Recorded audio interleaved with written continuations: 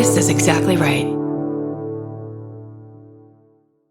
We know so much more about our skin than we used to. And we know how important it is to take care of it with CeraVe. CeraVe facial cleansers don't strip the skin. They strengthen the skin barrier from day one. I've always used CeraVe. They have little samples at my dermatologist as I'm leaving, and they don't do that with just anything. CeraVe is the #1 dermatologist recommended cleanser brand and offers a range of facial cleansers for all skin types. Find yours. Goodbye.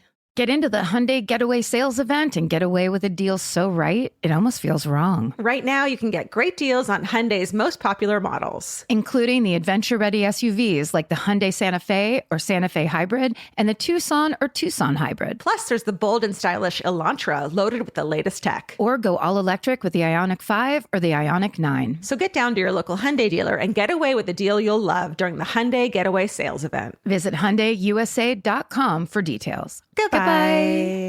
Capture your favorite summer feeling with Pandora Jewelry. Discover a collection inspired by the sunshine, freedom, and moments that make the season unforgettable. From sun-kissed metals to personalized pieces ready to be engraved with your summer mantra. Each design moves with you from beach days to golden nights and every memory in between. Shop Pandora Jewelry's new summer collection in-store or online at pandora.net and let your summer unfold. Goodbye. Summer is for adventures, road trips, and adding a whole lot of miles to your car. That's why it's worth stopping at Valvoline Instant Oil Change first. Their trained techs help you get road trip ready with an oil change and an 18-point maintenance check included with every oil change, checking your tire pressure, wipers, lights, and more. Valvoline Instant Oil Change techs complete over 270 hours of training, so your car's in capable hands. Best part? You can stay in your car and you're in and out in about 15 minutes. Valvoline Instant Oil Change. Change wisely. Goodbye.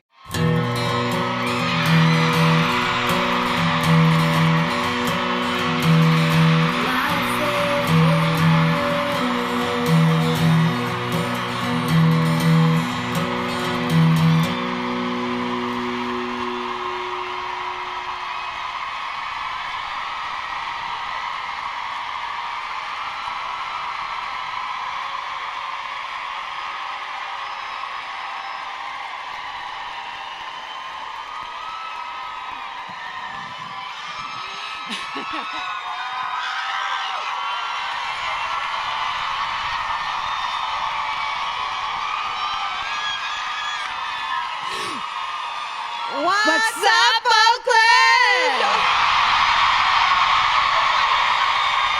Wow. Yeah. Hell yes. That was the most. That was the most. Hell you guys yes. won. Yeah, Holy shit. Yeah. Someone has a sign that said I washed my bangs in the sink for this. Thank you. Oh my God. Honored. Good Honored. job. Good job. Thank you, this side of the audience, for letting me yell at you. What a way to start. What a way to start. Woo, it's foggy in we here. definitely are going to have serious ear canal damage after this tour. It's so funny. We really appreciate it. We Yeah. do. We do. Did We you love clapping and screaming. At us. Did you spit your gum out right before we started? I had it still in my mouth. That's my old trick. It's my old show business trick. We were about to come out and Karen was like, oh, fuck, I should probably get this gum out of my mouth. Fully chewing gum right on the edge of the stage. Very unprofessional. Georgia, what did you do today in the Bay Area? Okay, thank you. Yes. I went vintage shopping, Yes. of course. Upper Haight, is that right? Is the place to be. I went to a place called Relic. That was amazing. And I walked in there, and I don't dress like this in my day-to-day. No? So I walk in, and they're like, oh, let's not let this girl try anything on. And someone followed right behind you the whole time you shopped? Yes. Good. But then, it went fine when I was like, I don't know, normal, I guess. You acted normal. I acted normal. Good. So that place was amazing. We went to a couple other places. We went to a pub. Do you remember the name? It was, Vince, what was it? It was something funky. Mad Dog. It was called Mad Dog. Oh, the Mad Dog in the Fog. The Mad Dog in the Fog. Yes. I've fallen down there many a time. Yes. And they were doing the best thing because, you know, like when you scroll all day and you hear, you know, snippets of songs, like 5 seconds of songs by heart, and then suddenly the real like song starts playing, and you're like, holy shit. And they were just kept playing fucking like Instagram songs for the whole thing, and I was singing along and like mouthing them to Vince and being really annoying. Yes. So, yeah. At the Mad Dog in the Fog. Yeah. And then on the ride home, we decided we're gonna move to San Francisco. Uh-huh. Yes, but she does this a lot. She does this a lot. it was sunny and we were day drunk. So I mean, the life in this town, though. Truly. The life in this town. What'd you do today? Well, I'm shocked that the upper I just am trying to still process the upper hate coming all the way around. Let's see, I left in 94. So it's back, baby? It's fucking cool now, you guys. It is. It only took 35 years or whatever. It was a little gnarly when I lived here, for sure. Yeah. But it's hit. It's the place to be. Yeah. And is there a Banana Republic?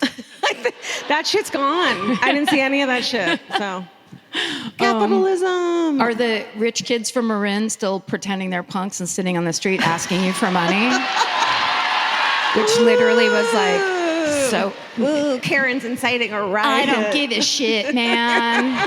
I had 2 full-time jobs when I lived in the Upper Haight. I had to pay for that broom closet of a room I lived in. And those kids would be like, hey, can I have $1? And I'd be like, no. And they'd get up and get into a sob and drive away. And just be like, shit. Must be nice. Look at you now. Look at me having the last laugh. Thank you. There's one person sitting in the audience crying. Yeah, They're like, that was me. I'm from Marin. This deeply hurts me in my rich feelings. And what did you do today? Oh. Well, we went into the ferry building. That's right. And we looked around. All I wanted was a turkey sandwich. You cannot get one there. You can't. You can have a muffalata if you want to. You can have your own whole charcuterie board built custom. Wow. But they won't serve turkey. they just refuse. You can't just get a fucking... Can a bitch get a fucking turkey sandwich? Can a bitch get a turkey sandwich? But we did. There's a really good store with some new things and some old things. Oh. Right? Oh. It's for the people who don't want to go thrift store shopping. You do it for me. You got me some Kit Kats from I did. Japan. There was a candy store, because if there's a candy store that in any way has set up some plexiglass containers with scoops, I'm in there with my plastic bag. It's as if I think I have to support this mom and pop business. I don't care if it's full on a corporation. I don't care. But I was going in there like, you don't need that, you don't need that. And then they had this little bag that said assorted Kit Kats from Japan. And I was like, well, I have to get that for Georgia. Yeah. So I did. I didn't get you anything. It's okay. I'm sorry. But you know what I did get? What? Okay, so you know how I have a nervous nose and I'm just constantly blowing my nose. Like there's tissue back here for me. It's really embarrassing. And today when I was at Relic, they had these for sale. And I'm like, that looks way classier than a fucking nasty-ass tissue. That and a monocle, and you're all set. But what I was going to say is you can have it. No, thank you. No, thank you. Oh, and okay, so when we got back to the hotel after drinking during the day, we saw these people getting out of like a cab, clearly from the airport, and they were like unloading their bags, and this chick had a fucking cooler for her room, and I was like, that's the most insanely brilliant thing I've ever seen. Yeah. I love her. And then she goes, Georgia! And I'm like, for sure, Murderino! You're like, yep. Kendra, where's Kendra? Kendra. Shut the fuck up! Oh my God! Fucking right in front. Yes, Kendra. Thank you for your service. Appreciate you. She's like, I'm so shit-faced, I don't know where I am right now. I hope this is good, but it won't matter because I'll be asleep in 15 minutes. Me too. Speaking of, this is My Favorite Murder, the podcast. That's right. That's Georgia Hardstark. That's Karen Kilgara. And you, Oakland, are here for us once again. Thank you so much for waiting 6 years for us. We genuinely appreciate it. Very exciting to be here with you I was again. in my 30s last time we toured, and now I'm having hot flashes on stage. Yeah. So it's cool. With the last time we played here, my niece Nora did a little cartwheel on stage. You may have been here and saw it. She was 9. I thought it would be funny if she came and did it again. She did it, she didn't, because she just started college. So think about how much closer to death you are now. That's what I'm thinking about. How did that time pass? That? No, time. It's just flat time. Oh. No, it's a circle. It's a circle. It's a circle. It's not flat. That's right. Yeah. I always forget which way that goes. It's a flat circle. Yes. Like thank pizza. you. What else? Should we sit? Oh, I no, don't- what are you wearing? Wait, did you do your walk or you just talked about it? No, I just talked about going vintage shopping. Oh, okay. So you go. I'll go because I don't have pockets, and look, I'm really sorry. I know. You can leave now if you want to. It's okay. Or someone should take that person out because it means too much to you. I got this dress in Spain. That's right. I've been to Europe, Kendra. I've been to Europe. No brag. No brag. I forgot that there's ushers here that are like, what the fuck is this? I always forget that. I'm so sorry. Why are they screaming about pockets? It doesn't make sense. They're literally mad there's no pockets. And do you want to give your dress a little spin? Last night I realized that this is Karen just did this beautiful walk, this like model walk. Just and now? I realized, my pose of like, look what I'm wearing is this. Because I don't know what to do, but anyways. TSA. But tonight I remembered my bra. Last night I did not remember my bra, so it's a win. For every. I You know. guys are getting the full foundation garment show. This is going to be incredible. Watch the difference. If you were here last night, spot the difference tonight. It's going to change. A full cup size. It's so crazy. Your performance is going to be incredible. It's going to be real perky. Yeah. Can we talk about the backstage slippers? Yes. So we have this like new tour manager who's not my husband, and for the past couple he's not. For the past couple cities, I've been like, oh my God, slippers in our dressing rooms. I've been so excited. I love slippers. I can't go barefoot. I hate shoes. Slippers, yay! But then last night, Karen was like, oh, those slippers are cute, and I'm like, well, you have a pair too. And I just thought someone was leaving their shoes in my dressing room. So I was like, ooh, that's creepy. Oh, no. That's whoever was here before, I guess that's just what they're doing. I mean, is it weird that I automatically was like, these are mine now? Mine. But then you were saying we were fast. Just take your time. We were saying that they filmed us when we were in Boston. Yeah, we were doing a secret filming thing that we can't really talk about, but it's very exciting. It's you'll see, or you won't. Or you won't. You know how show business is. It could not happen. But Georgia's had her slippers on, not realizing it. So she's like, she had a pair of slippers that said, "Let's go, girls." With like a happy face with a cowgirl hat on, and it said, "Let's go, girls." And I realized that the filming people were filming my slippers as if I picked them out, and that's my personality. It is her personality. It is her personality. Fucking kidding me? Hold on a second. Okay, what? I just need, and I hope I'm right about this. I think I just spotted a hot dog on a stick employee in the audience. What? Could you stand up, please? Oh my God, stand your ass. Would you please? Yeah. Yeah, girl. Yes. Hold on, please. Karen never says nice things about people in the audience, so this is like. But you know what? Huge. Now I will, because is that a real uniform from Hot Dog on a Stick? It is. Did you work there? She worked at Ceremony, Hillsdale, and fucking Stonestown. Do you understand? I'm sorry, are you a regional manager of Hot Dog on a Stick? Like, you must be good if they're sending you around to different malls. Say again.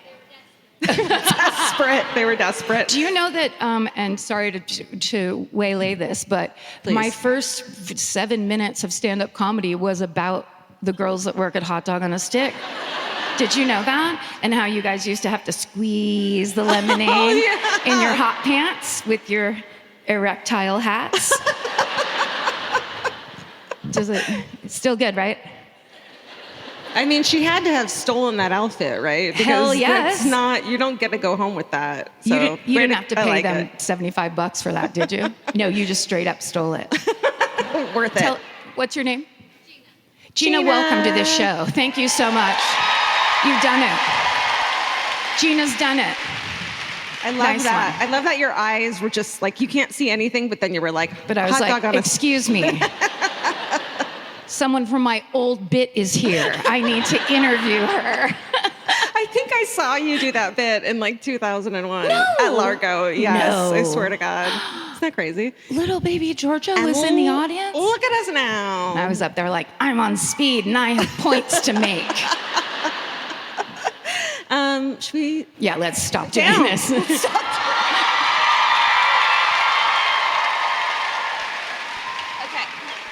Uh-oh. Last night my feet were weird, and I like kept, and I was just like really aware of where my feet were the whole time instead of like. Where'd you put them? I don't know. There's like this was in the way, and so I couldn't sit like that. Uh-huh. Also, just realized I forgot to put lotion on my legs, so I'm really chalky and gross. So that's fun. If anyone has lotion, you please pass it up. That'd be great.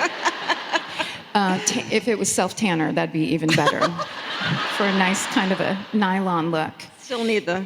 Yeah, you gotta have them. I actually am doing kind of in my seat, I was doing kind of a side saddle, Lady Chatterley kind of thing over here. I was just like, because it's so, I laughed, but I don't know what that means. Oh, it's a literary reference about a dirty old book. Ew, I don't even read. Oh, really? Want to tell them why they're here? What they're doing? What's fucking happening? This is My Favorite Murder. It's a true crime comedy podcast. Thank you. Some people don't like that combination. We understand. So to explain, we like to say that Georgia and I cope with our lifelong trauma through the use of humor. That's how a lot of us like to do it. We do not think murder is funny. We just think we're funny. And so we also became obsessed with true crime at a much too young of an age. And so when we met each other, all of those things collided and we're like, we got to talk about this. And I've never done this part before. No, I love it. Keep going. Do it. Go, man. I fucking love it. Here's our two-woman show. I'm writing it as we speak. Anyhow, let's see. Where's my line? We think we're funny. We think we're funny. And there's a lot of people that get dragged to this show against their will by their partners. That guy has a drag-along shirt. He actually has merch to say he's a drag-along. People don't know what the inside jokes are, and they don't care, and they don't like it, but they love their partner, and that's a beautiful thing. Yeah. So anyway, if you find that you don't like anything that's going on tonight, we invite you to get the fuck out. Fun. Except for the security guards. Except who for, are like, please don't go. Please don't leave. Please don't go. It's real weird. We'll here. we'll work on it. Yeah. We know so much more about our skin than we used to. 10 years ago, no one in America knew what a skin barrier was. It's time to take care of your skin with CeraVe. CeraVe facial cleansers don't strip the skin. They strengthen the skin barrier from day one. Formulated with 3 essential ceramides, hyaluronic acid, and niacinamide to provide long-lasting hydration and 12-hour oil control. I've been using CeraVe for over a decade, I would think. And now it's getting super trendy. And I don't know why, it just makes me proud that something I've used for so long is cool on socials now. But it really does work. And that's why it's been around so long. No matter your skin type or concern, CeraVe has facial cleansers perfect for you and your skin barrier. CeraVe is the #1 dermatologist recommended cleanser brand and offers a range of facial cleansers for all skin types. Find yours. Goodbye. The Hulu original series Furious is now streaming on Hulu and Hulu on Disney+.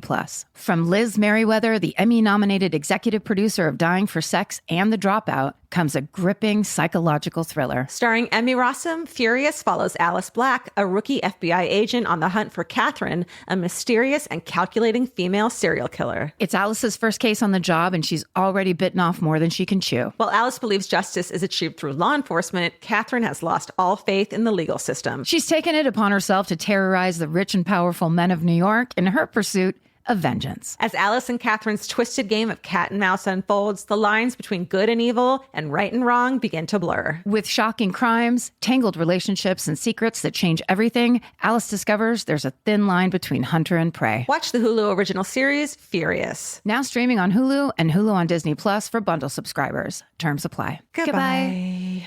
There's nothing better than just laying around. Whether you're fully horizontal or at a slant, it cannot be beaten. Unless, of course, you have a Lola blanket. Lola is the world's #1 blanket, crafted with ultra-soft luxury vegan faux fur and a signature 4-way stretch that sets it apart. Their products are machine washable and double hemmed for durability, and they stay flawless. No pilling, no shedding, even after repeated washes. And there's more. Lola also makes weighted blankets, matching pillow sets, and super soft pet beds.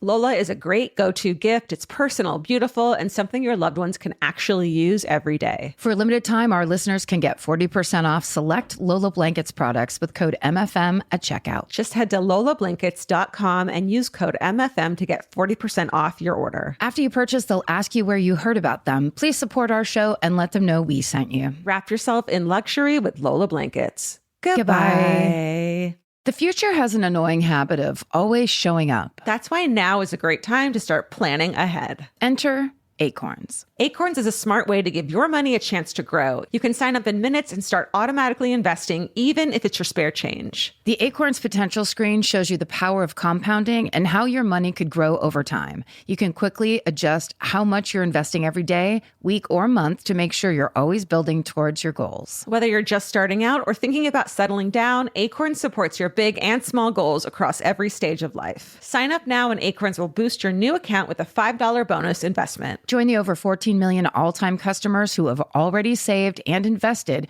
over $27 billion with Acorns. Head to acorns.com/MFM or download the Acorns app to get started. Paid non-client endorsement compensation provides incentive to positively promote Acorns. Tier 2 compensation provided, potential subject to various factors such as customers' accounts, age, and investment settings. Does not include Acorns fees. Results do not predict or represent the performance of any Acorns portfolio. Investment results will vary. Investing involves risk. Acorns Advisors, LLC, an SEC registered investment advisor. View important disclosures at acorns.com/MFM. Goodbye.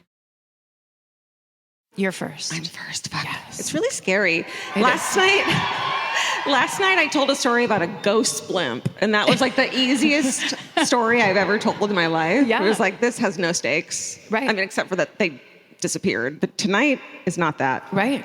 You're going to get serious. They like it. Okay. Well, Marcus, our tour manager who took Vince's place, wrote G-Dog on my script. So I know it's mine. Thank you, Marcus. Okay. All right. Well, listen. Today's story is about the eerie disappearance and suspicious death of a wealthy but troubled heiress who went out for a morning walk in 1929 and never made it home. Ooh. This is the story of the disappearance of Edith Irene Wolfskill. Okay. Thank you. Is she your great auntie? Thank you. You just did that like, thank you so much. No one's clapping. The main sources I used for this story are local news reports by Bay Area publications such as the San Francisco Chronicle. Hooray. You love it. The Oakland Tribune. Hey. And the Sacramento Bee. I think Sacramento's like represented. Yeah. Hey. After all I've done to you, what a beautiful thing. Thank you so much. I'm getting hot. Okay. The rest of the sources can be found someday in our show notes. In the future show notes. If they ever exist. This might be one of those shows that like just never sees the light of day. Yeah. Like what would happen? Like what could happen that it would never be? It all becomes word of mouth. Okay. So to understand this woman, Edith Irene Wolfskill, you have to know that she comes from one of California's wealthiest families. Her grandfather and his brother had been from the Midwest, and they were among the earliest white settlers in California, first near LA and then in the Sacramento Valley. And Edith's grandfather, Mathis, not Mateus. Mathis. Mathis? Yeah. Let me see. Yeah. Yep. They did the thing where, like, there are all these, like, people who are like, I'm going to hit gold in California. Gold miners? Yep. Yeah. And, like, those people, like, it didn't go great. But then other people were like, I'm going to sell shit to the people trying to find gold. And they got fucking wealthy. Like, that's what happened to them. So they basically became ranchers, cattle's, like, crops, all this stuff. And ultimately, they wind up richer than most of the miners. Yeah. Just one thing? Yeah. It's cattle. What did I say? Cattles. I did. Last night was Chiapino. Just a little crab Chiopino for everybody. It sounds right. I really don't want to do it, but I know it's sometimes fun and you do enjoy it. I love it. I don't care. Okay. If I cared, I wouldn't be on stage in front of a bunch of fucking people. Do this. It's going to happen. I do love that the plural of cattle is cattles. You said cattles? Yeah. Wow. You just threw a little S on there for spice. So Mathis's brother, Edith's great uncle William, becomes even wealthier. He gets into grapes and then wine, and his massive ranch will become the ritzy neighborhood of Holmby Hills, Westwood, and Bel Air over in our neck of the woods. You can feel that they're withholding booze. Yeah, we're okay. moving here, so it's fine. Yeah, you're fine. I'm from here. So basically, they end up getting enough land to stretch over thousands of acres of orchards.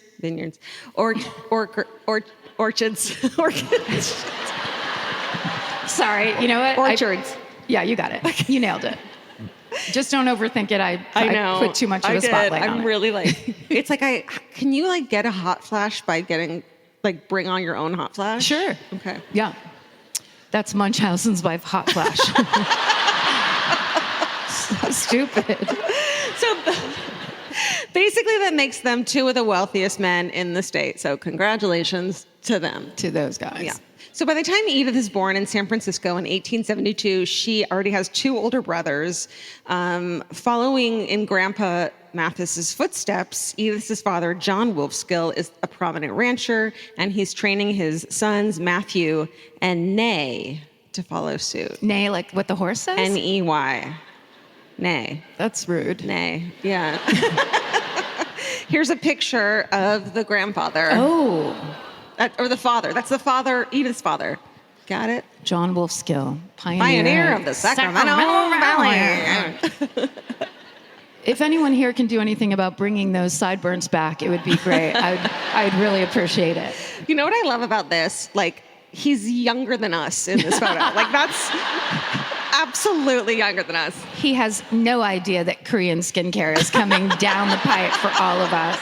He's out in the sun, baking his face. Yeah. Okay. So that's him. But then they have a girl. Her name is Edith, and she's highly privileged. She's sent away from the home immediately as soon as she's old enough to attend finishing school in Europe. As you do. In Paris, France, Europe? The sole daughter of John and his wife, Susan Wolfskill, Edith is described as beautiful with brown hair. And, okay, I don't think this fucking exists in real life. I only ever see this in fiction. Cool gray eyes. Have you ever seen a person with gray eyes before? That's not a fucking thing. Like, go to the doctor. Something's wrong. That's when your eyes are about to fail. That's the last. It's the last color before your eyes go out. I don't buy it. Completely. They shut off. I don't buy that scam. Okay, they're gray. Your gray eyes. Sure. Congratulations. Being a society girl, she's written about in the papers as, quote, one of California's prized beauties. Her delicate pink-white skin and wide eyes, her long, rich brown hair, and fascinating form, a.k.a. she's stacked. Yeah, baby. Fascinating. Made her the darling of the state's aristocracy. God damn it. That was a good one. Say it. Aristocracy? Thank you. I had this backstage. No, I swear. You've practiced so many times. I was trying to hit that stacked line joke, and Yeah, so you- I didn't. you got it. And I did. Then everything else went to shit. I think we have a picture of her. Let's take a look. Well, there's a vague, Fascinating. there's a vague thing of her. No wonder. They're just like, okay, can you turn around? We just need to get that ass.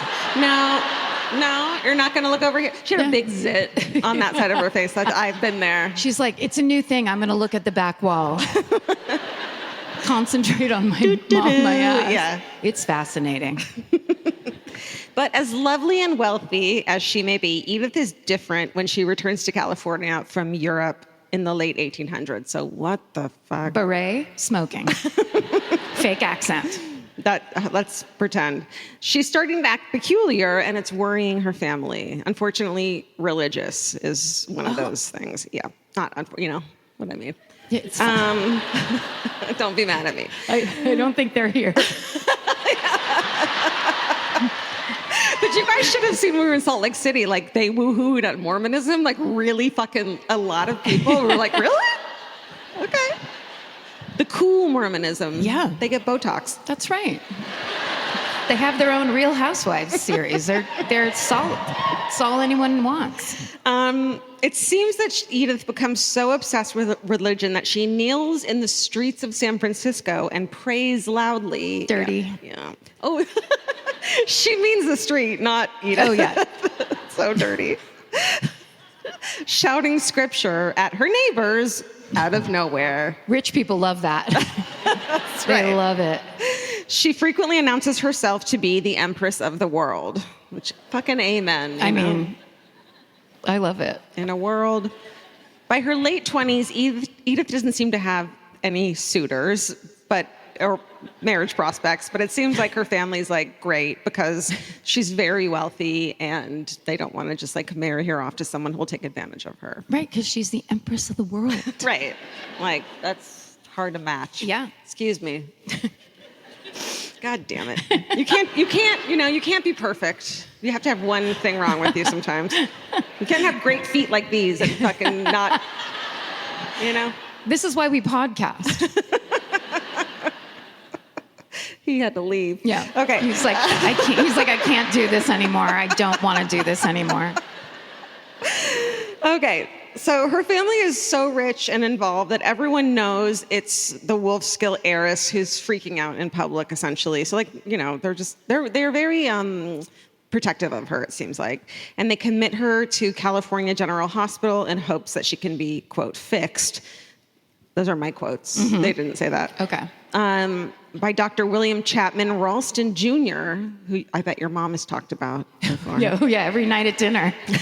Story after story of Dr. William Ralph Ralston Jr. Wow.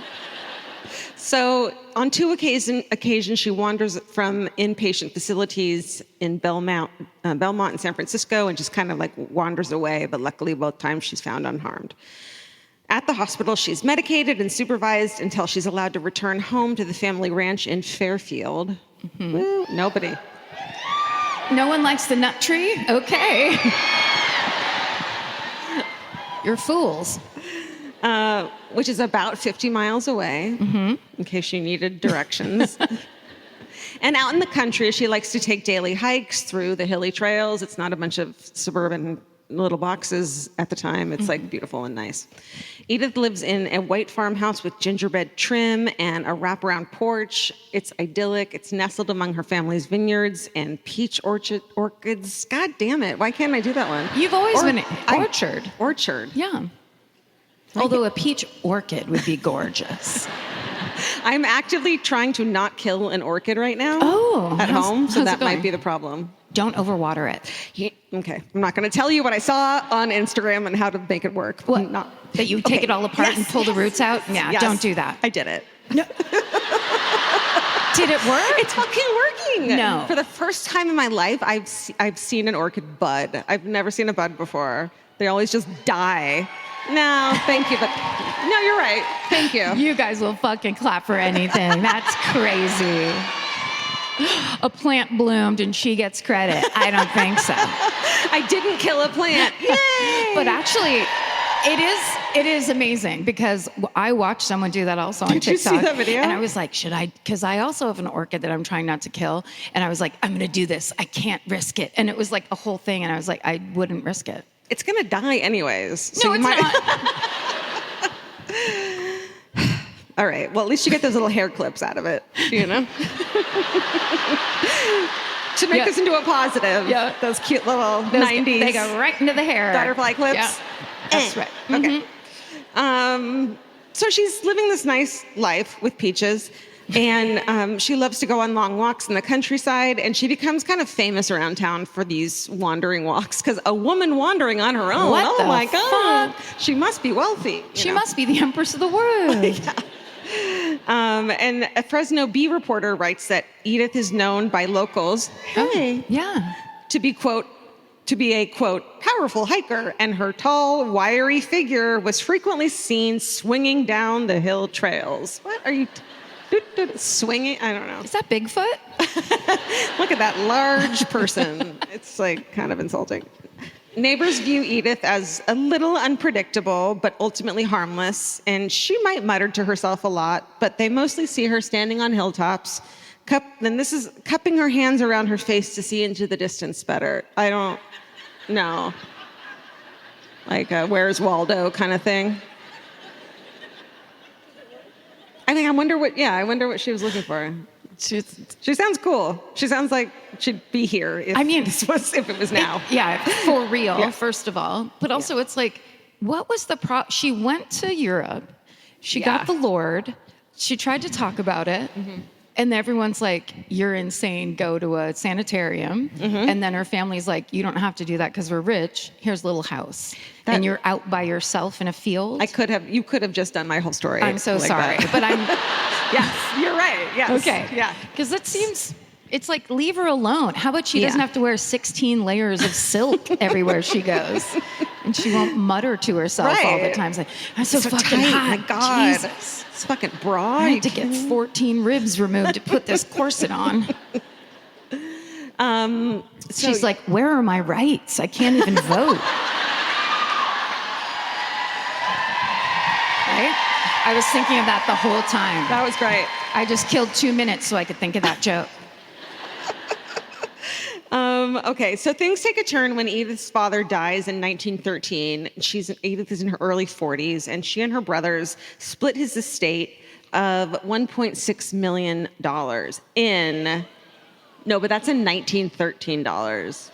So today, in today's money, $1.3 million would be somewhere. 1.6. You're like, it's gonna matter. No, I'm telling you, it's 1.6, not 1.3. Oh, yeah. So you still got this. Okay. You didn't give it away. No. Is it $10 million? No. Is it close? No. You want to go one more time? Sure. Higher or lower? Higher. Someone said higher. Oh my God, I love this game show. Okay, then I'm going to say $17 million. Fuck, man. $49.4 million. Wait, no, 49.4. I'm so hot. It's so hot up here. How long did you stay at Mad Dog in the Fog? I took a nap. I swear to God, I took a nap. And that's all that matters. $49 million. Yeah. Jesus Christ. So that's the estate. And the brothers, Matt and Nay, no shock to anyone, fucking hate each other. Like, of course they do. They're like fighting over $50 million fucking dollars. It's just like Succession. That's right. Yeah. And they're put in charge of their sister's care, which of course is hard because they hate each other, but they actually really love their sister and want to take care of her. So they're not total dicks. Good. And Matt and Nay clash violently over control of the profits of that money and management of their ranch, particularly the orchards. Yeah. Thank you. Thank you. Oh, I need it. I just need applause for anything. We all do. Janet really withheld from me. You up. That's why we're here, girl. That's why we're here. Right. We worked very hard to get applauded for the word orchard. You deserve it. But they basically put their differences apart long enough to make sure that their sister is safe and under the supervision of a live-in nurse as her caretaker. And at the family ranch, at least she can be taken care of and, contained. But also it seems like they care about her. Here's a picture of something. I don't remember what. Oh, let's see. Whatever it is. Put anything up you want. Picture surprise. You pick. Oh, Jesus Christ. Okay, I didn't mean to do that. Okay. Don't worry about it. $1 Million Mystery of the Mad Heiress. Thank you. Good looking Was out. it too soon? No, but it also was too huge and doesn't matter. I liked how big it was. It felt like modern art, kind of. Like do you see up close, what you see far away? It's like a different... It's a dolphin. So on July 14th, 1929, a 57-year-old now, Edith, leaves the house around 7 a.m. for her regular morning walk. It's a cool summer day, so she wears a light dress, maybe not all her silks. Yeah. And her housekeeper plans to see her return in time for lunch. Remember, she's like famous for her strolls. That's insulting. Walks, What? Stroll, hikes. Oh, you going for a stroll? Oh, she can only stroll. Yeah. Oh, she's fucking walking. Like, let her live. Let her stride, even. But Edith isn't back by lunch, and she's nowhere to be found on the trails or in town. And because her family is so prominent, the response to the nurse's call to the sheriff is, they're friend of the family, it's pretty quick. And knowing that Edith's eccentric appearance may have attracted attention, remember, she's not wearing all her skirts. Oh, that's right. The sheriff suspects that someone who knew she was both vulnerable and from a rich family might have kidnapped her. And so the deputy is assigned to stay at the house and keep watch for anyone who might drop off a ransom note. Like, that's their immediate suspicion. But nobody ever comes with a ransom note. Hundreds of people descend on the ranch and case the grounds. Edith was seen every single day. And there's just eerily no sign of her whatsoever. Not on the ranch grounds. Man, Allie just really wanted to fuck with me by putting It's she orchards really there just again. keeps putting it in there. I'm not going to say that anymore. Did you ever go to Orchard Supply Hardware? Orchard Supply. Yeah. That could help you. Orchard. Just think of that. Okay, thank you. I'll get you a pneumatic aid that fixes this problem by the time the story's over. Appreciate you. Okay. So basically, they look everywhere they can't find her. Neighbors and local townspeople join the search. Dogs, horses, everyone is looking for her because this is what? Dogs and horses? Hey, man. This way, Rusty. After you, lady. Like on their own accord. Yeah. This is weird. Yeah. Nay. Remember Nay? Nay. Yeah. Nay is out there. There's some joke there. The Los Angeles bank, where most of Edith's money is kept, puts up a $1,000 reward for information leading to her being found. Do you want to, or should we just... $58,000? 18. It's fucking... It's never satisfying. It's never right, and it's never satisfying. Anyway. I like it. We saw the photo. It's a big whole thing. And This is the time where Georgia kind of doesn't want to do her story anymore. You saw that. I don't like going first. I don't know why. It's tough. It is. Yeah. You just got to power through it. Yep.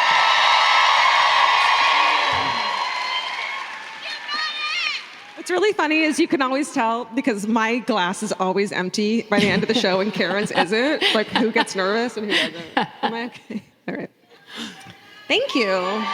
Thank you, sweet. So there's some tips. Someone says they spotted Edith in the town of Red Bluff, which is more than 100 miles. Nope. Nobody. North of Edith's home. They're trying to rep Red Bluff back there. We love it in Red Bluff. But there's always like wild goose chase tips and nothing comes to fruition. And so basically, with Edith having been missing a whole week, the weather gets much hotter. It's the middle of summer. And the concern is that Edith could not survive in such conditions without food or water. And, at night, we know it gets really cold as well. And she wasn't wearing a lot of layers. So meanwhile, her brothers, Matt and Nay, are forced into close proximity over the course of the investigation, which they don't like to do. And they have screaming matches in the sheriff's office in front of newspapers. Like these dudes, they're like the Gallagher brothers, like Oasis, who just like can't even, Noel and Liam are in with the you. sheriffs. I like that the journalists are there, where it's like, if everyone could meet while my brother and I fight, that would be great. I hate you so much that I can't not yell at you in front of a place that's going to tell everyone we're yelling at each other. Immediately turn around and write it word for word. And so basically, Nay blames his brother for hiring the nurse that Edith ran away from, saying it's the nurse's fault that she ran and it's his brother's fault for hiring him. And Matt, on the other hand, believes that Edith has been kidnapped. And so they're just arguing about what happened to her, and neither of them know. And it's not cool. So basically, despite all the sightings and efforts put into finding Edith, she's still not found by the end of summer, and people begin moving on from what has become a harrowing and really strenuous weeks-long search effort until September 19th, a little more than 2 months after Edith disappears. The 18-year-old son of a neighboring rancher is walking along a dried-up creek bed, looking for a stick to knock fruit off the trees. It sounds illegal. Yeah, that's what we like to do out in the country. It's stick time, we say to each other. And then we search and search in the creek bed. Then this part is why they hate us. Yes. When he finds Edith's body. Oh, shit, yeah, sorry. That's why everyone hates us. I was about to say, shouldn't do a character right before you're about to Sorry, I kick could this. have. That's on me. It's badly decomposed, and this leads Sheriff to wonder if Edith's body could have possibly been in this one spot since she died. But the creek bed is about 1.5 miles from Edith's house and has been searched many, many times since Edith's disappearance 2 months prior. So it seems that the only possible explanation is that Edith's body had been brought there sometime after her death, right? Like they couldn't have just not seen it, right? Since the most thorough searching was done in the week after her disappearance, another theory is that maybe she was alive for a week and wandering and then died in the spot, either at someone's hand or of natural causes. And at the same time, a deputy sheriff says that that spot had been searched at least 50 times. Oh, wow. Yeah, so it's very mysterious. But in many weeks after her disappearance, and by different parties every time. So it seems like there's a disagreement on like when people actually search that area, but it's enough times to be like, it's not 2 times, it's 50 times. Right. That's math. That is simple math. So it's possible that Edith died at in the spot of natural causes, but she would have to have been somewhere else during the roughly 2-week period when the highest number of people were looking for her. But basically, okay, so Edith's cousin, Reed Wolfskill, recalls looking in that exact spot almost 2 weeks after Edith's disappearance. And Reed, along with another cousin, is the one to identify her body via clothes and shoes found near her.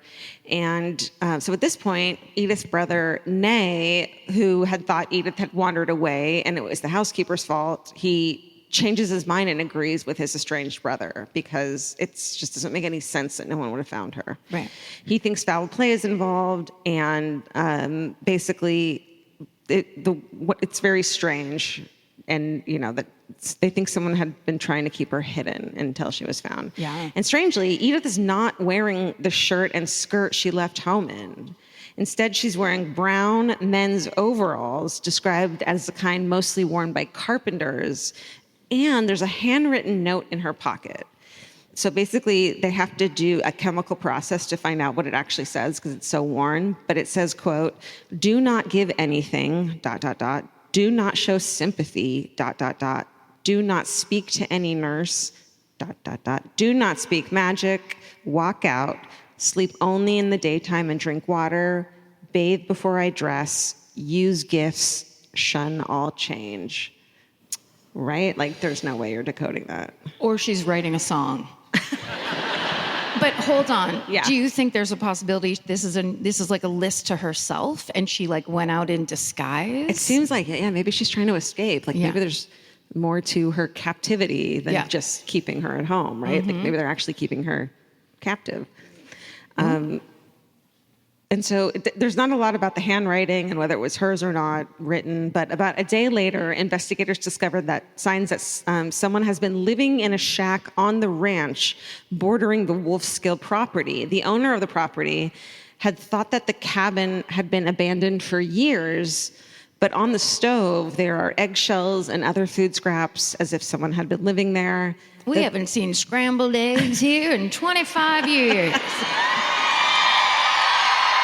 Right? Thank you. I had to do it. You did, and I appreciate you. The bed looks like it had been recently slept in, and on the walls, various phrases have been scrawled, and they look like religious words and phrases that Edith often wrote on her walks, on like fences and stuff. Another neighboring rancher, I mean, this is so stupid, says that on July 17th, 3 days after her disappearance, when everyone is looking for her, he heard a woman's screams coming from the cabin and just didn't do anything about it. Just nothing. Yeah. So the mystery of whether Edith was living in the cabin, which seems likely, and whether she was alone or held there, we don't know. But prior to her disappearance in recent years, she had always returned home from her hike. So it's not like she was totally held captive. She was allowed to roam as much as she wanted. So 3 surgeons examined Edith's body, and at least one of them, Dr. A.A. Berger, your best friend. My bestie. He disagrees with the theory that there's foul play involved, and because none of her bones are broken, and she hasn't ingested any poison. And both he and a pathologist named A.M. Moody, what's with all these? It was all initials back then. Actually find a blood clot in her brain. Oh. All right. So they say she could have died of natural causes, but it doesn't explain how she got to the spot where she was found after they had already looked there. And but any evidence from the overalls is inconclusive. I mean, they're not doing hardcore science on those overalls back then. No. You know, they're like, shake them out, nothing, great. Yeah. That's forensic files back then. Yeah, shake them out and then read the runes of the dust on the ground. Exactly. So basically, a couple months later, the Solano County coroner concludes an inquest into the cause of death. And the Solano, you guys like Solano? Okay. They're literally doing it to every city and county. But I want it. I want the cheers. I know. And the verdict is death from cause unknown. I think there's another photo. Let's take a look at this picture, if there is. There, that's her. That was her then. That was her. I'm telling you, I'm older than her. There's She's 38. Yeah, exactly. It's all Botox and filler. Over here. So, But do we think that the blood clot in her brain had something to do with her behavior? That would be my stupid random guess. Yeah. You know? For sure. It would be my very educated guess. I bet, right? I bet. I mean, be interesting to know. I Well, got that from an episode of Law and Order. Someone's behavior changes. It'd be really interesting to know. Unfortunately, I'm telling this story for My Favorite Murder, which means we don't fucking know. Yeah, that's right. And then by the time that her verdict, her cause of death is released, Edith's brothers seem to be ready to just let go. They don't make any public contest to the findings. Nay and his wife accompany Edith's body to Los Angeles, where she's buried in a plot next to her parents. And the brothers battle it out over how to manage Edith's estate, because she did have a chunk of that. And they were looked into, and they didn't need her portion of the estate. And it seems like they hated each other but cared about her. So after a month, they agree to put a trust company in charge of what she left behind, which is somewhere between, in today's money, $9 and $18 million. I know. And because she was worth so much, some speculate that it was her brothers, but it doesn't seem, I just said that, it doesn't seem like it. And that's the story of the unexplained disappearance and death of Edith Irene Wolfskill, the Empress of the World. The Empress of the World. Thank you. Crazy. Just slam it down. That was great. Thank you. Am I okay? Everything's great. Okay. Now, Where do you Kendall. Where do you Kendra. Where do you when if you were going to go apple picking, what would you walk through to do that? A field of trees, a copse of trees. Oh, someone reads books. We know so much more about our skin than we used to. 10 years ago, no one in America knew what a skin barrier was. It's time to take care of your skin with CeraVe. CeraVe facial cleansers don't strip the skin. They strengthen the skin barrier from day one. Formulated with 3 essential ceramides, hyaluronic acid, and niacinamide to provide long-lasting hydration and 12-hour oil control. I've been using CeraVe for over a decade, I would think. And now it's getting super trendy. And I don't know why, it just makes me proud that something I've used for so long is cool on socials now. But it really does work. And that's why it's been around so long. No matter your skin type or concern, CeraVe has facial cleansers perfect for you and your skin barrier. CeraVe is the #1 dermatologist recommended cleanser brand and offers a range of facial cleansers for all skin types. Find yours. Goodbye. The Hulu original series Furious is now streaming on Hulu and Hulu on Disney+. From Liz Merriweather, the Emmy-nominated executive producer of Dying for Sex and The Dropout, comes a gripping psychological thriller. Starring Emmy Rossum, Furious follows Alice Black, a rookie FBI agent on the hunt for Catherine, a mysterious and calculating female serial killer. It's Alice's first case on the job, and she's already bitten off more than she can chew. While Alice believes justice is achieved through law enforcement, Catherine has lost all faith in the legal system. She's taken it upon herself to terrorize the rich and powerful men of New York in her pursuit of vengeance. As Alice and Catherine's twisted game of cat and mouse unfolds, the lines between good and evil and right and wrong begin to blur. With shocking crimes, tangled relationships, and secrets that change everything, Alice discovers there's a thin line between hunter and prey. Watch the Hulu original series, Furious. Now streaming on Hulu and Hulu on Disney Plus for bundle subscribers. Terms apply. Goodbye. There's nothing better than just laying around. Whether you're fully horizontal or at a slant, it cannot be beaten. Unless, of course, you have a Lola blanket. Lola is the world's #1 blanket, crafted with ultra-soft luxury vegan faux fur and a signature 4-way stretch that sets it apart. Their products are machine washable and double hemmed for durability, and they stay flawless. No pilling, no shedding, even after repeated washes. And there's more. Lola also makes weighted blankets, matching pillow sets, and super soft pet beds. Lola is a great go-to gift. It's personal, beautiful, and something your loved ones can actually use every day. For a limited time, our listeners can get 40% off select Lola Blankets products with code MFM at checkout. Just head to lolablankets.com and use code MFM to get 40% off your order. After you purchase, they'll ask you where you heard about them. Please support our show and let them know we sent you. Wrap yourself in luxury with Lola Blankets. Goodbye.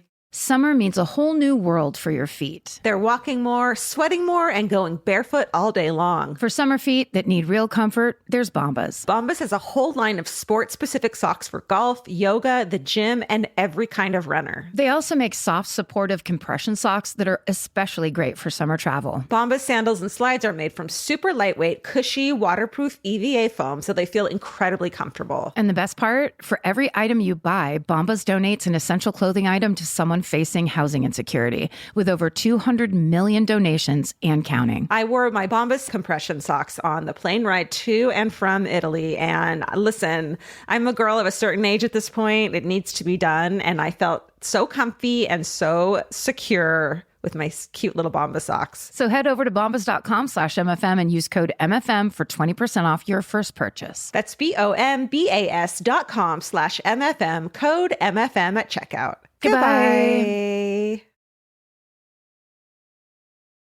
All right. Let's get through my story real quick and get out of here. We're all busy. My story starts in the late 1980s. When I was at my prime. Oh, what's this? Let's take a look. Oh my God, that's right.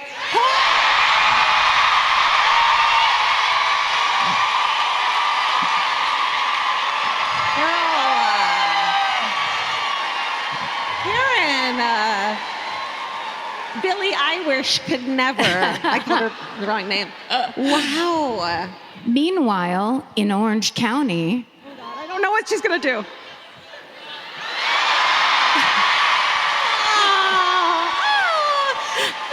What's so funny today she texts me and she's like, is it okay if I have them send a photo of you? And you're not going to know what it is, but I'm going to put it up. Do you trust me, basically? And Vince was like, I don't know what to do. Yep. No, go back. I want to see little Georgia. He nailed it. Yeah, he was like, I don't want to embarrass you or anything. But I think that's perfect. oh my God, it says Mammoth right there, I think. Yeah, you're in Mammoth wearing a Mammoth sweatshirt. I'm That's trying to sweet. seriously graduate from high school with all my eyebrows intact. Oh my God, that makes me want to cry. I don't know why. It's like, I just thought I'd really ground us love and center it. us at the top of this story. I love it. Okay. Thank you. Yeah. So this does start, we make our way back to the Bay Area, but it starts at Princeton University in New Jersey, if you've ever heard of it. Admissions officials receive an application that they take note of. It's less a formal application and more of a glorified note sent by a 17-year-old student named Alexi Santana. And in it, Alexi paints a romantic picture of his life in Utah, herding cattle by day and reading Plato by campfire at night, sleeping outside under the stars with his horse named Good Enough by his side. Ouch. Right? Good enough? Good This enough. sounds like the beginning of Legally Blonde. For sure. We'll see. What if I just read you the script of Legally Blonde? I'm like, and good night. So there's no teacher recommendations or list of extracurricular activities that are included in this. Apparently that's what you do when you submit for college. Good I to don't know. know. Good to know. There's not even a high school transcript, but Alexi does include a newspaper clipping from a track meet that he's won. And then Alexi explains that his difficult life circumstances, an absent father and a deathly ill mother who needs his constant care, have kept him from traditional schooling. He actually claims that he's never once set foot in a school and that he's entirely self-taught. And yet he has higher than average SAT scores and a clear athletic talent. The Princeton officials are amazed. And in the end, Alexi is not only admitted to Princeton, but he's given a $20,000 athletic scholarship. But he has to defer for a year because of his sick mother. But in the fall of 1989, he finally arrives on the Princeton campus. But what no one at Princeton knows is that this brilliant, philosophical, athletic young cowboy named Alexi Santana does not exist. And the Alexi who shows up on campus to begin matriculation, I just threw that in there. Yeah, I just threw it in. That's good. Is actually a 29-year-old drifter with a criminal rap sheet and a history of the same con that he's already pulled right here in the Bay Area. This is the story of the college con man, James Hogue. Wow. Love a con man. Love a con man story. Yeah. So some of the main sources used in this one are David Samuel's deep dive article for The New Yorker entitled The Runner, which ran in, thank you for getting all the way down on the ground. She also ran when you were saying The Runner, which is pretty cool. That is The Runner right there. David Samuel's deep dive article, The Runner, which ran in The New Yorker in 2001, a New York Times article by James Barron and M.A. Farber, and a Denver Post article entitled The Con Artist Next Door by Nancy Lofholm. So James Hogue is born in 1959 in a working class neighborhood in Kansas City, Kansas. And from the beginning, two things are pretty clear. Yeah. James is smart and he's obsessed with running. He's very good at it, so much so that he sees running as his ticket to a higher income bracket. His dream is to parlay his incredible athletic skills into a scholarship to a top-tier college, which will then lay the foundation for his future success. Okay. One childhood friend named Keith Mark will later, the two first names, my least favorite thing in the world, will later describe James as, quote, one of the smartest kids that I've ever known, a very good, polite kid, never in any trouble, trained all the time, had a tremendous gift to run, literally the best runner. He could have been Olympic class. He had big-time talent is what he had. Damn. End quote. Is what he had. But Keith actually, the end of the full quote includes this important line. Quote, but when we were in high school, James was very much an individualist and he did not like to be told what to do. No End shit. quote. I mean, hey. Join us. Join us, James. So from a young age, James resists and rebels against any authority, and he seems to have a bit of an ego as well. So now it's 1977. James enrolls at the University of Wyoming. No one? Nobody lives there. That's right. Nobody lives there. So he's made it on the varsity cross-country team as a freshman. It's his dream come true. And actually, the University of Wyoming has been investing in its track program and recruiting the best young runners from around the world. Come, live in Wyoming, run. Run away. So for the first time in his life, James is actually struggling to keep up. The other recruits are way faster than him. He starts practicing harder. He pushes his body to the point of injury, and his friends can tell that it's all getting to him because he seems to get really down on himself. But they also notice that he's suddenly got a bunch of stuff like medals and bicycles and stereos that he never had before, and it is at the very least suspicious. So now James is around 20 years old. He's a sophomore. He's in his sophomore year of college, doing very well in classes. You did great. No one noticed. But he's still struggling on the track. He competes in a regional track meet. He finishes, this one's a heartbreaker, 226 out of 250 runners. You just don't even want to compete. No. You know, at No. that point.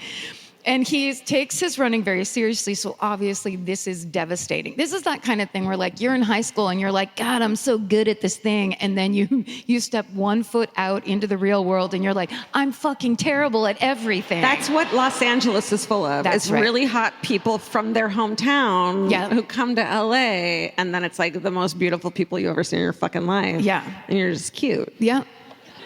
That's right. And you're the neighbor. You become the neighbor in the sitcom. I don't know what you're cute, and you're like, maybe you can tap dance a little, and other than that, everyone's a supermodel, and they're like a quadruple, triple threat. That's right. Yeah. Listen, we'll explain Hollywood to you, and just give us a second. So now I said that, and he's doing okay. So out of 250, he comes in 226. Right. Not long after this, James drops out of school completely, and then he resurfaces down in Austin, Texas, where he enrolls at the University of Texas. Nope, with a major in chemical engineering. Oh, wait, he can do chemical engineering and he's like mad at running? Yes. Like, I can do neither of those things. And he's still depressed. Dude. We've got to look on the bright side, guys. Who are you, Karen? So he also joins the track team, and he's getting excellent grades, but he is not doing well at track. UT's head recruiter, James Blackwood, will remember, quote, he wasn't a bad college runner, probably better than average, decent, but I think he thought he was better than a lot of guys on the Texas team. Then he got out there with them, and they ran him into the ground, end quote. Yeah. So in 1982, James's 5-year eligibility to compete in NCAA events expires, effectively ending his college running career. But instead of focusing his energy on getting his degree in chemical engineering, which was what he was doing and apparently good at, he gets really depressed. And the next year, he's caught stealing equipment from a local bike shop. So he's arrested, and this is his first documented run-in with the law, but it is not his last. So he drops out of UT with only a couple credits left for him to graduate. And then he just disappears. How many credits do you still need to graduate? I almost have my associates in very many things. Oh. So I was like, no, I don't want to do that. I'm no, going to switch it. Yeah. Hold on. Yeah. What about cooking? Okay, so about 2 years after this, in late 1985, James is now around 25 years old, and he resurfaces. This time it's at the enrollment office of Palo Alto High School, also known as Pally. And James is now claiming to be 17 years old. Oh, shit. He tells them that he is an orphan named J. Mitchell Huntsman, and he has an incredible story. He claims he was born in San Diego, but raised on a Nevada commune, and, right, all of it. And he says he's entirely self-educated, this is going to sound familiar, and just a disciplined athlete who runs upwards of 60 miles a week. That part might actually be true.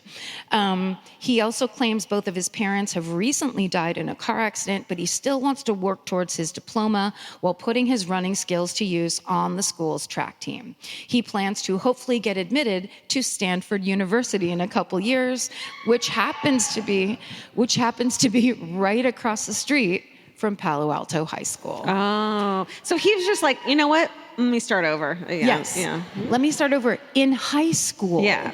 In high school. So he can't let the track dream go. Sure. Obviously. Me neither. Right? You'll do it someday. And it's kind of weird because he could have had a degree from college in chemical engineering, but he's going back to basics. Fuck those knees up. That's right. So the good news is James's scheme totally works and people buy this story. Even though he looks a bit older than he claims to be, his classmates and teachers just shrug it off. One faculty member actually tells reporters later, quote, "As a teacher, I thought it was rude for me to even think that he was older, even though he was very thin and you could see the shadow of his beard." Okay, now this is that Drew Barrymore movie where she goes back to, right? Exactly. Same. Yeah. If she loved jogging. Okay. So what's important is that 25-year-old James is now running high school track again, and this time he is killing it, of course. He got his second chance as Jay Huntsman. He crushes the first competitive cross-country race that he is enrolled in, so much so that he gets write-ups in a local newspaper about it. Don't do that. Yeah. No. But one sports reporter from a newspaper called the Peninsula Times-Tribune, which doesn't exist anymore, that journalist named Jason Cole is there that day, and he's a little skeptical. He has this nagging feeling about this very mature-looking student, so he decides to do some digging, to the point where he actually requests a copy of Jay Huntsman's birth certificate from the city of San Diego. And that's when Jason learns the real Jay Huntsman died in infancy more than a decade earlier. So although he can't explain the why here, Jason is positive that Pally's newest track star is actually a grown man. God, how creepy would that be? It's the best. I love it so much. It's the kind of thing where it would be like a weird dream/nightmare I would have, where it's like I'd be in high school and people like, "Hey, going to the dance?" I'm like, "I'm 42. What are you guys doing? I shouldn't be here. Where are my pants?"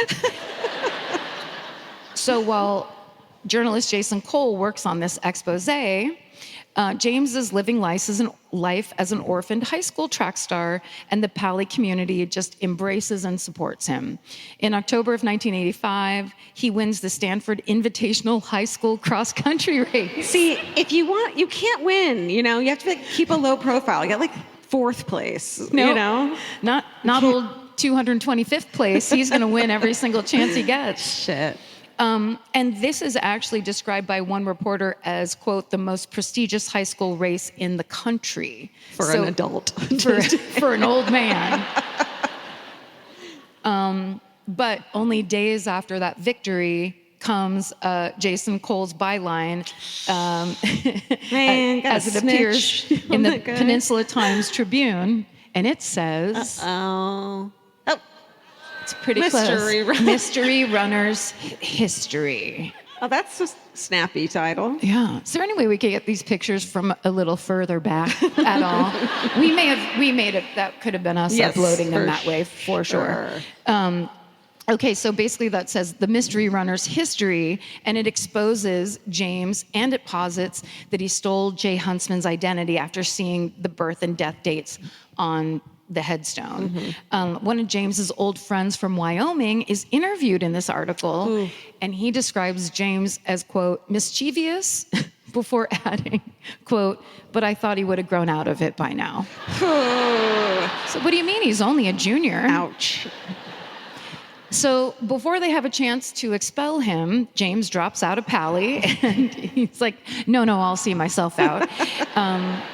And in the end, authorities decide not to press charges. White. But the community he leaves behind is stunned. An article in Pally's Verde magazine. This is a high school so rich they have their own magazine. What? And they report, quote, his teammates all liked him. They were pretty upset that he pulled their chain when he left. It wasn't like they hated him from then on. They were just really disappointed that he wasn't what he said he was and that they had been bamboozled. That was that Karen's voice. That's right. For sure. She's like, I'm a journalist from Pally's magazine, Verde. And we're pissed about Jay Huntsman being not real. Just to give you a sense, this is what Jay Huntsman James looked like claiming to be a 17-year-old. Yes, please. We should have put that up earlier. It's going to get close. It's going to be close, I bet. No.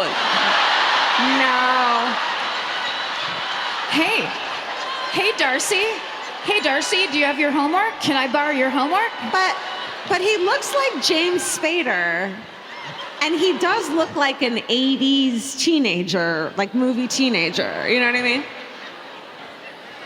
He does have a little Vince Averill in him, too. Oh my God. Doesn't he? Totally does. He's got an 80s Vince old school style. And the shirt, Vince would wear that shirt. Hey, do you guys want to meet in the quad for lunch? No, Dad. Get away from us. I mean, they probably just thought he was a narc, right? This was years before 21 Jump Street. I think, though, it's like when people are super into running, you're like, yeah, I guess that's what he looks like. I don't know. Is that what it is? It's just the out in running. the sun, I That guess. fucking looks like my husband. Jesus Christ. We'll have to do a side-by-side. Yeah. Okay, so a few weeks after he exits himself from Pally, he gets caught writing a bad check while buying contact lenses. Oof. So he pleads with the shop owner and says, I promise that I'll come and pay you back. Just please don't have me arrested. Shop owner's like, you're a good kid from the track team. And James skips town and never pays that shop owner back. Man. But we're going to make a donation tonight. Just kidding. So months later, he resurfaces in Vail, Colorado with a whole new song and dance. This time he gets himself a seasonal job at a cross-training camp, the kind where rich people pay to train alongside champion athletes. But this scam is not what you think it is. This time, James has sold himself as Dr. James Hogue with a PhD in bioengineering. Jesus. Out of, you guessed it, Stanford University. That's right. No one notices until 1987, a couple years later, when an old acquaintance of his from back in Austin learns that James is employed at this camp as a doctor and reports him. Fuck that guy. You know? Like, how do you know while you were in Austin he didn't get a fucking doctorate? I mean, dick? Like, and what is it to you? Snitches. I think snitches get stitches for sure, but don't you think James like stole something of his and it just like, there's that fucking guy that took that really good stereo I loved. Yeah. Or something. Or he's a doctor. What's that thing when they pretend? Stolen Valor. Thank you. That's the one. Stolen Dr. Valor. Okay.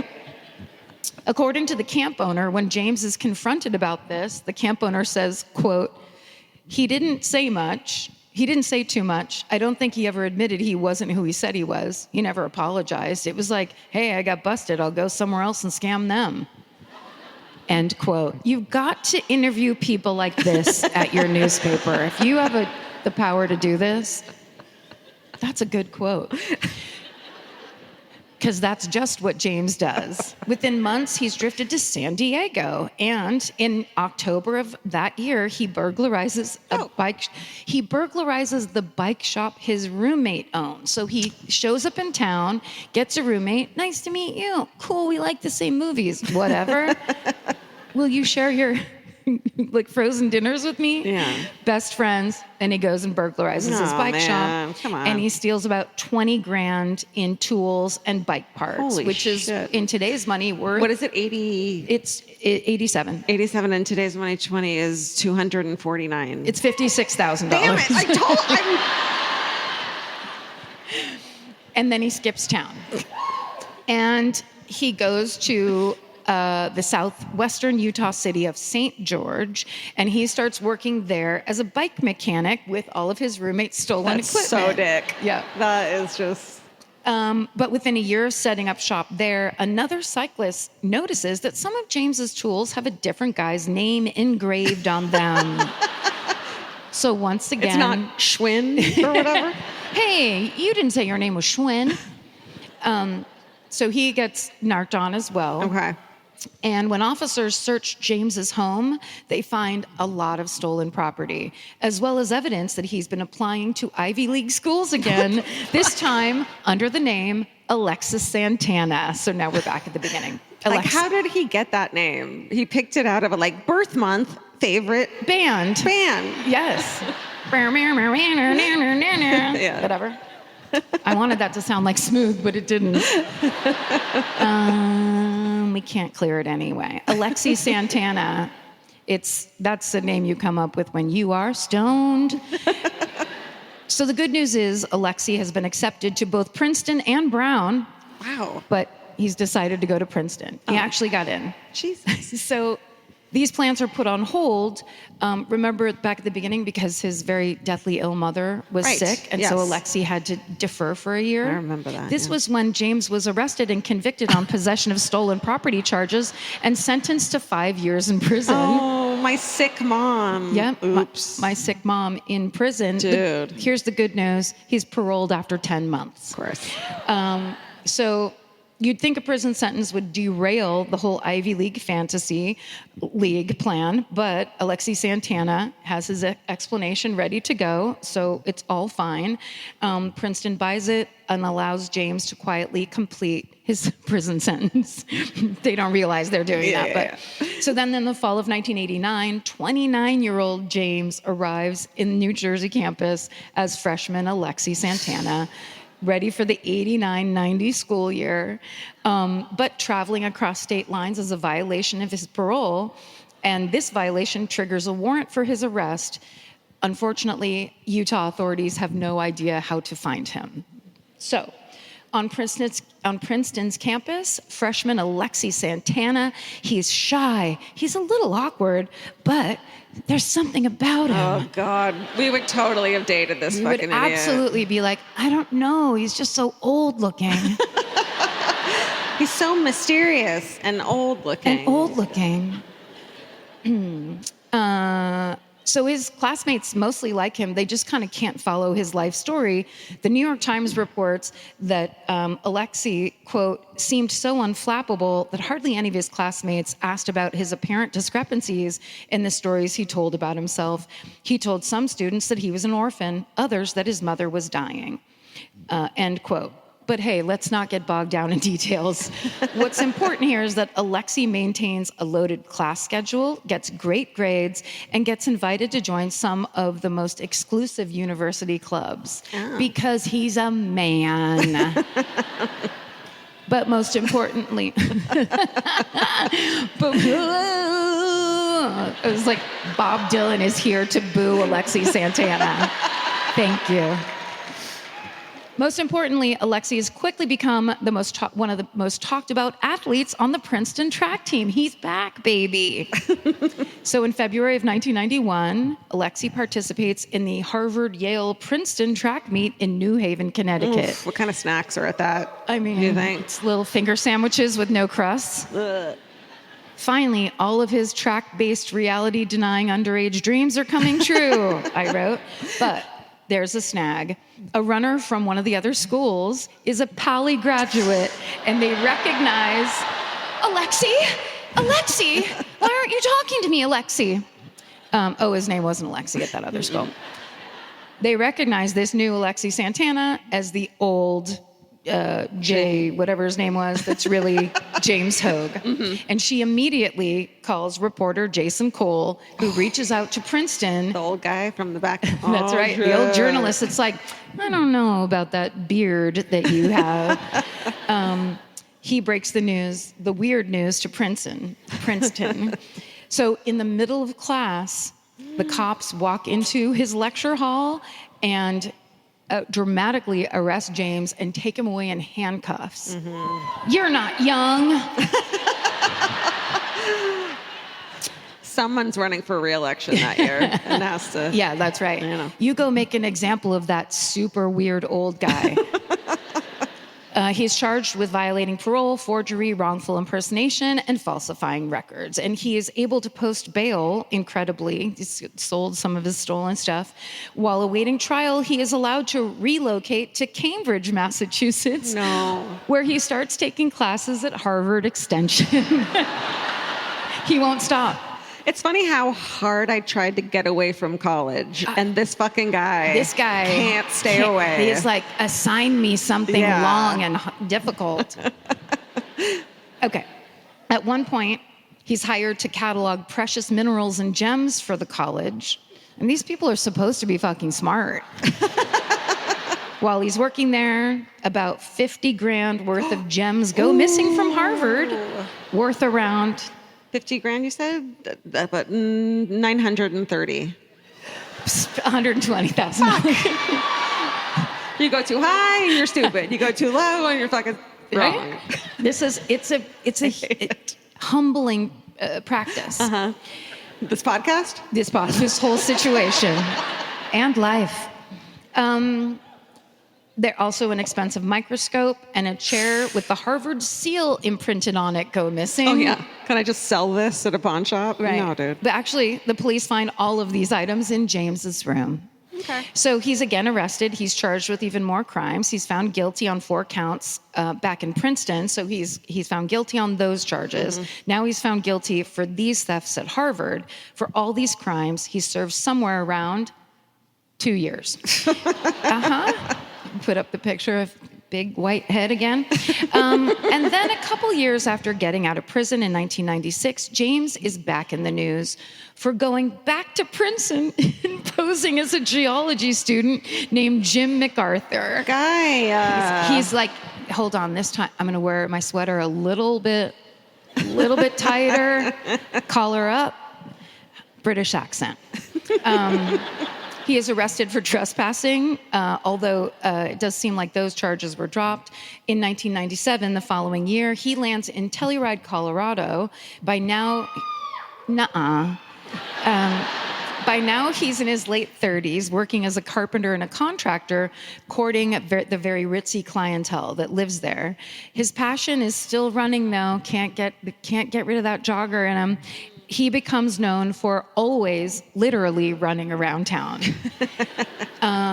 So even though he is trying to live a lower profile life, his story has actually become widely circulated at this point, and he's actually kind of famous. In 2001, writer David Samuels pens a deep dive on James for The New Yorker. 2003, filmmaker Jesse Moss makes a documentary about him called Con Man. Jesse was a student at Pali while Jay Huntsman went to school there. Shit. So James, he works in Telluride for a while, running around town. He's the contractor everybody wants to hire, until he's caught after a woman accuses him of stealing her throw pillows. That's right. What? She's like, their contractor was here to give me a bid on that crack in the floorboard. That my nasty throw pillows are gone? And now my throw pillows are gone. So she, no joke, goes to his house to confront him. No, don't do that. And at the front door of his house, she looks past and her throw pillows are on his couch. Okay, that is the weirdest thing to steal. Like, what did he shove them up his shirt? I mean, and Also, here's the thing, you can do anything you want with them because they're yours now. You've stolen them. All right. Fair and square. So this leads to a search of his property, and per an article from the Denver Post, officers find, quote, a storage locker and a horse trailer crammed with enough fine and odd stolen items to stock a flea market. Among them, moose antlers, medical books, stuffed bears, bicycles, red silk high heels, Ooh. rare wood, copper pans, power saws, and chilled champagne.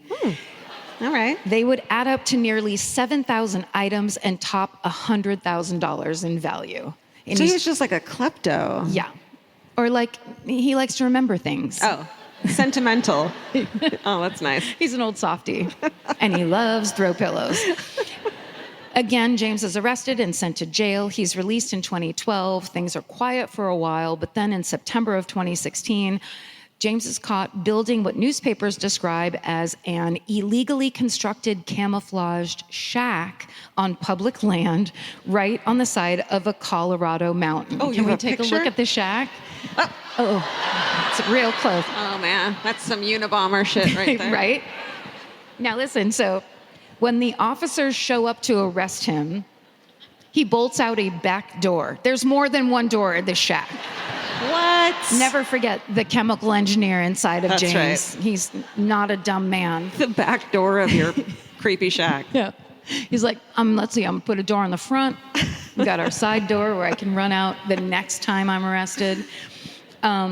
He goes on the lam for 2 months, and he's caught again a month later trying to build another shack not far from the first shack. No. I think we can look at that second shack. There it is.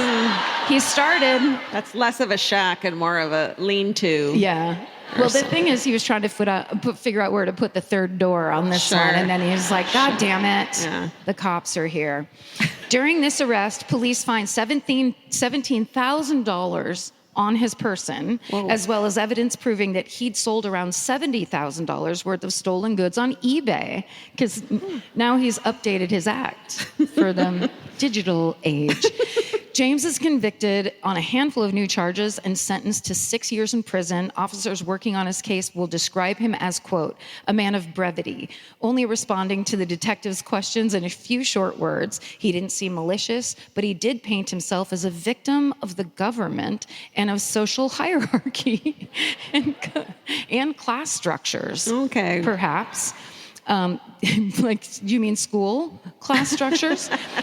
His long history of deception was masked by a pale, aged, and relatively small-framed body, and more than anything, he loved to run. That literally is the end of that quote.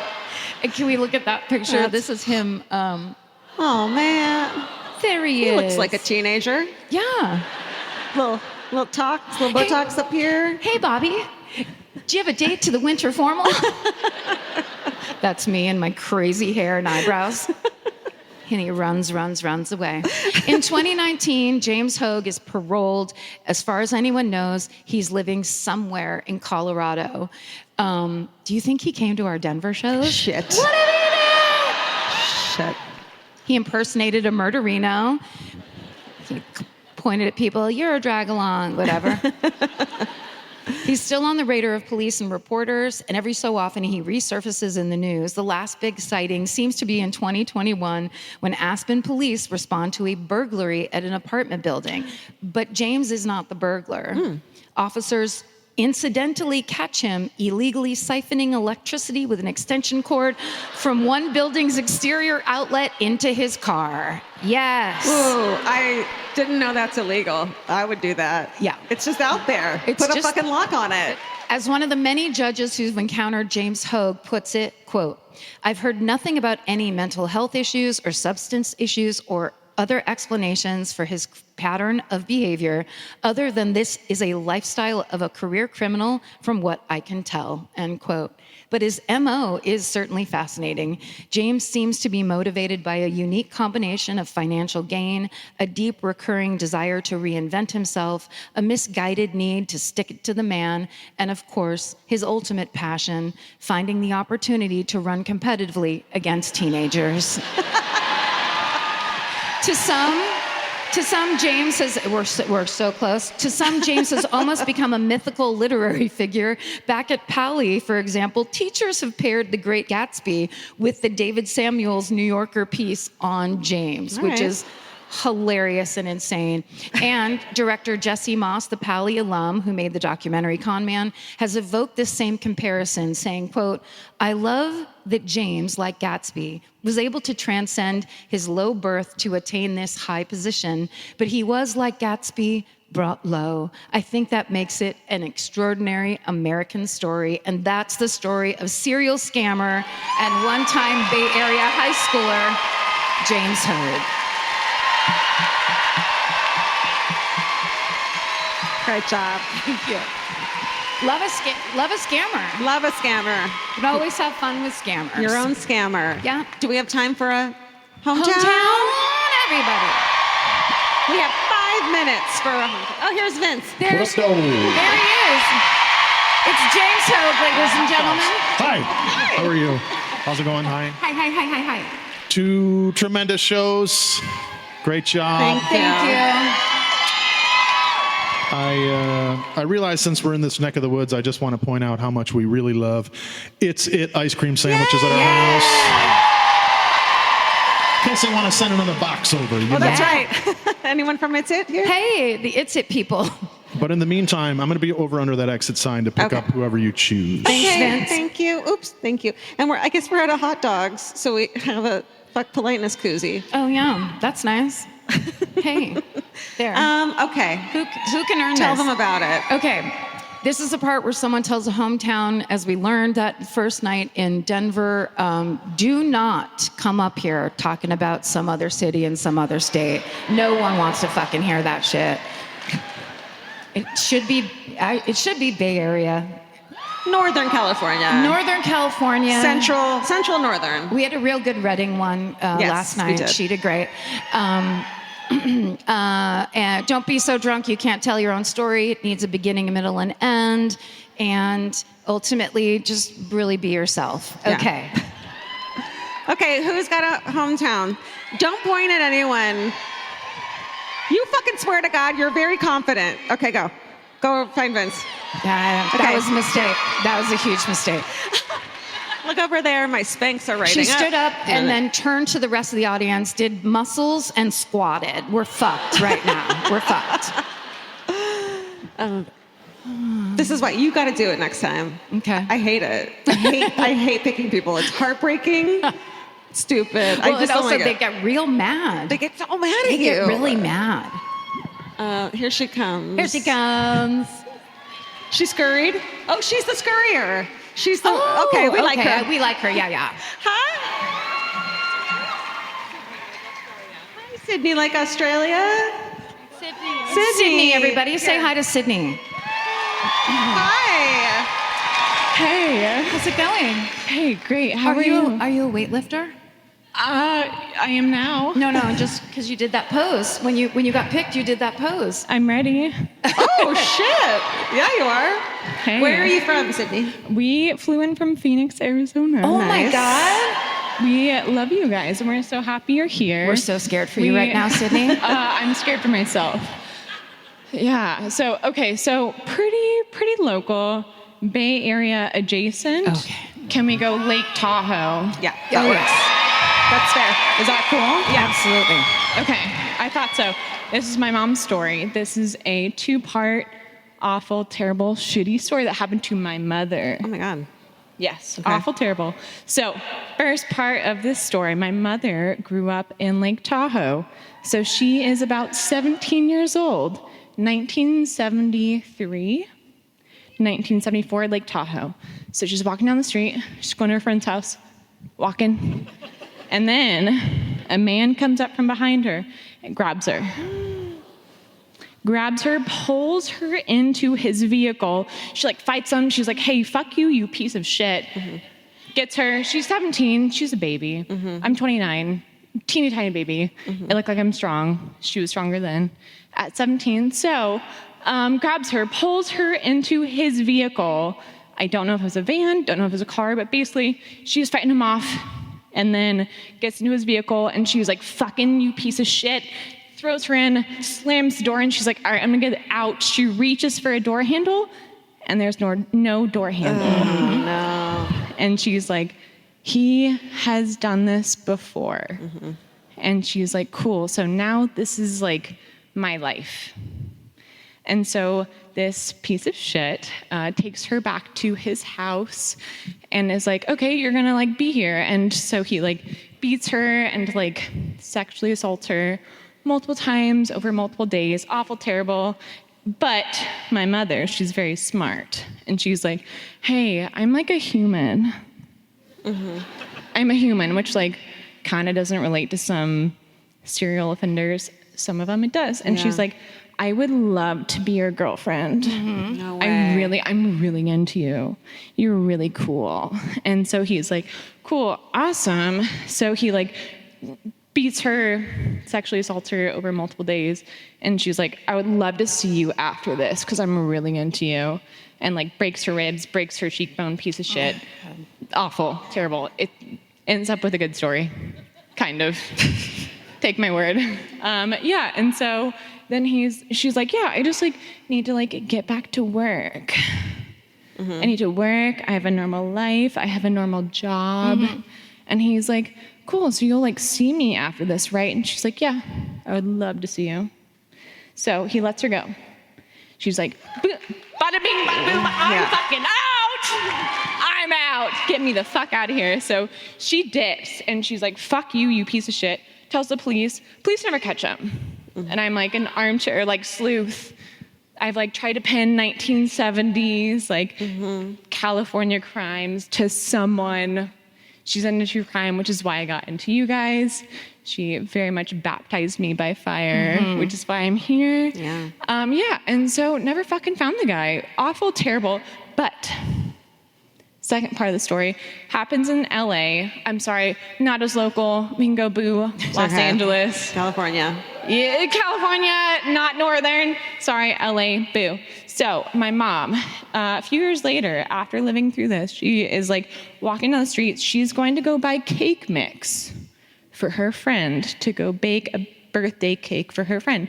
She's walking down the street and we're from Phoenix, and she's like, okay, first time we ever experienced a haboob. She's like, it was like this level of visibility, fog, can't see fucking shit, nothing. And she's walking down the sidewalk and she's 17, she's like, cool, we're gonna make a birthday cake. And then she's walking by this ravine and this guy, again, comes up from behind her, snatches her, pulls her down into this ravine, and she's like, fuck you, you piece of shit. This is not fucking happening again.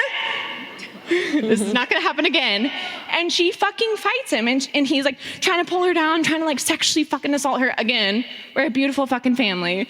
And she's like, no, fuck you. And so she fucking fights this guy off and is like, hate you, awful, terrible human. And so she's like, fuck you, gets away from this guy, goes to the police and is like, hey, again, some other piece of shit, probably straight cis man, tried to fucking sexually assault me. Awful. They fucking find the guy, they catch him, and he is like a serial, violent, sexual fucking... Predator, thank you. That's the word. Sexual fucking like serial. And now because of my mother, he is in prison the rest of his life. Oh. Yes. And I'm here so long because of like the strength of my mother. Great job. It's not gonna happen again. Yeah. That's right. And this will not happen to me in my life. Sydney, everybody, let's hear it for Sydney. Great job. Look what you got. Yeah. How are that? I mean, thank you. Thank you. Thank you. Can you take that from you? Yes, thank you so much. Wow, amazing. Wow. Well, Oakland, night 2. You guys We've done it. Did it? We've really done it.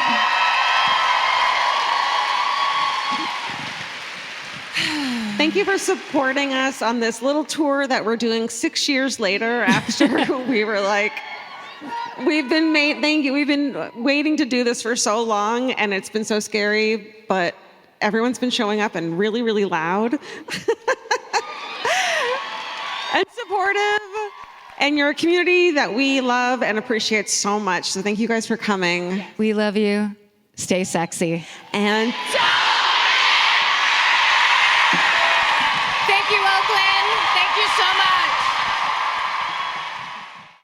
Elvis, do you want a cookie?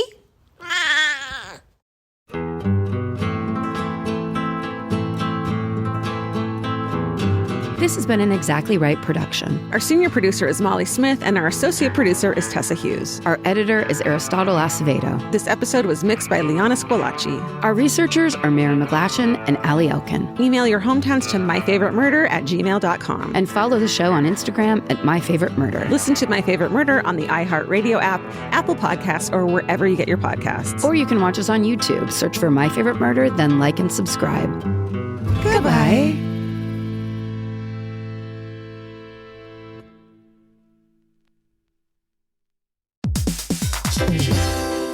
Hey everybody, here's the thing about other home security systems. They're all designed for after the window breaks, after someone's inside, after you get the notification, after the police come. SimpliSafe is the first system designed for before, stopping a break-in before it even begins. That's right. Unlike traditional security systems that only alert you after a break-in is already underway, SimpliSafe is designed to help prevent the crime before it starts. Their cameras can detect suspicious activity at the perimeter and alert live U.S.-based agents. Then SimpliSafe's agents assess the threat, intervene, speak through the camera to scare off the intruders, and call for 911 dispatch. That's right, and SimpliSafe has been protecting your world for 20 years, everybody. So celebrate their anniversary and save 60% on your new SimpliSafe system at simplisafe.com/stuff. That's 60% off, you guys, at simplisafe.com/stuff. Plus, when you order, write in our show name and the How Did You Hear About Us survey to let them know that we sent you.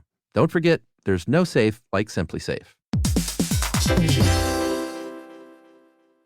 Calling all amateur detectives and podcast obsessives. Virgin Voyage's second true crime voyage sets sail March 20th, 2027 for a 5-night escape to Grand Turk and the Beach Club at Bimini. As part of the On Air at Sea collection, this immersive sailing brings together fan favorite podcasts, including Disgraceland, Buried Bones, and Wisecrack, for live recordings, behind-the-scenes access, exclusive meet and greets, and crime-themed programming that you won't find anywhere else. All aboard our award-winning, kid-free ships. Head over to virginvoyages.com/truecrime to secure your spot. Goodbye. This episode sponsored by She's Birdie. Every woman knows that feeling, and She's Birdie knows it too. The just in case feeling. Just in case I hear something. Just in case someone tries the door. Just in case I need to wake up fast. It's not fear, it's awareness. And Birdie Box from She's Birdie was made for exactly that. Birdie Box is a portable travel door alarm designed by She's Birdie for hotels, dorms, Airbnbs, and anywhere you're staying away from home. It installs in seconds on the door frame, and if the door is opened, it activates a loud siren and flashing strobe to help draw attention instantly. She's Birdie, because peace of mind should check in with you. Birdie Box by She's Birdie. Visit shesbirdie.com. That's SHESBIRDIE.com. And order your Birdie Box before your next stay away from home.